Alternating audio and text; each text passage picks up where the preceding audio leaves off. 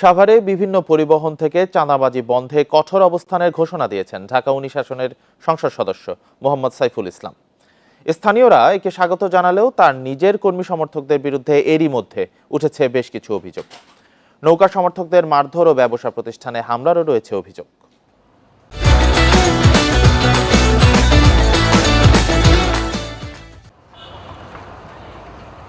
ঢাকা ১৯ আসনের নতুন সংসদ সদস্য মোহাম্মদ সাইফুল ইসলাম, তারই নির্দেশনায় পরিবহনের চাঁদাবাজি বন্ধে মাইকিং করা হচ্ছে।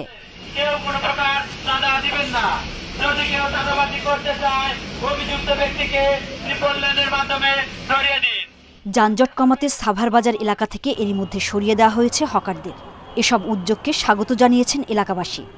ইলেকশনের পর থেকে চাঁদাবাজির কোনো ইয়াতে পড়েও নাই, তো আল্লাহর রহমতে আগের থেকে নতুন এমপি আসাতে আমরা এখন অনেকটা শান্তিতে আছি। এখন আমরা ভালোভাবেই হাঁটতেছি, ফুটপাত দিয়ে হাঁটা যাইতেছে, তাও আবার কোনো হেজিটেশন হইতেছে না।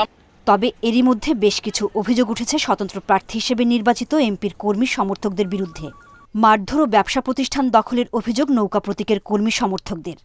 আমাকে হুমকি দেওয়া ছিল যখন স্বতন্ত্র ট্রাক প্রতীক পাশ করার 2 দিন পরেই তারা এসে আমার অফিসে হামলা চালায়। প্রধানমন্ত্রীর কাছে বিচারটা চাই, সামনে যেন কঠিন করে একটা বিচার হয়।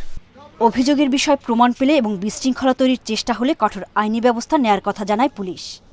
কোনো ধরনের সন্ত্রাসী কার্যক্রম করে মাধ্যমে তাকে উৎখাত করে অন্য কেউ সেখানে ব্যবসা করতে যাবে, এটি আসলে হওয়ার নয়। আমরা আইন শৃঙ্খলা রক্ষাকারী বাহিনী, আমাদের থানা পুলিশ, ঢাকা জেলা, এটি তারা সর্বদা প্রস্তুত রয়েছে। সাভার ও আমিনবাজারের একাংশ নিয়ে ঢাকা ১৯ আসন।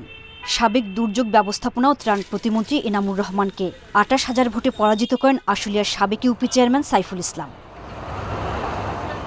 Independent news.